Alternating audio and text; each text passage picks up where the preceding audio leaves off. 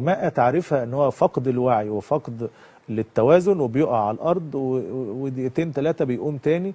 ده اسمها الاغماء. الاغماء دي حاجه خطيره، والاغماء دي مش هيبقى سبب الصيام. يعني مش الصيام لا يتسبب في اغماء. الصيام ممكن يجيب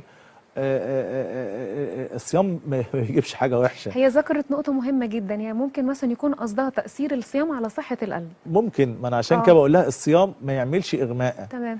يعني ما يعملش اغماء. الاغماء دي اكيد هي في حاجه بتعملها، ضربات قلب، ضيق في صمام، حاجه في المخ، كذا كذا كذا، دي ندور عليها ونعالجها.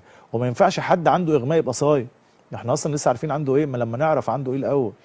يعني الاغماء دي حاجه خطيره، مش حاجه سهله ما تعديش، لا تمر مرور الكرام.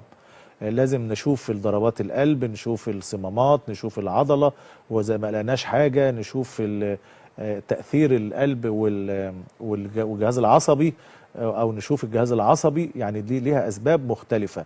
فالموضوع مش بسيط بتاع الإغماء. والصيام في حد ذاته ما يعملش إغماء. يعني أنا مثلا صايم يحصل لي إغماء؟ لا.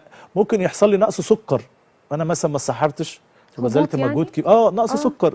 ممكن نقص سكر، يعني السكر وطي في جسمك. ضغط الدم. ممكن هيحصل لك، مش هتفقد الوعي. مش هتفقد الوعي، لكن هتحس بهبوط، هتحس بضربات قلب سريعه، هتحس بعرق، وهتاخد حاجه مسكره هتبقى كويس. فده الصيام يعمل كده. ممكن يعمل شويه جفاف، ما يعملش اغماء.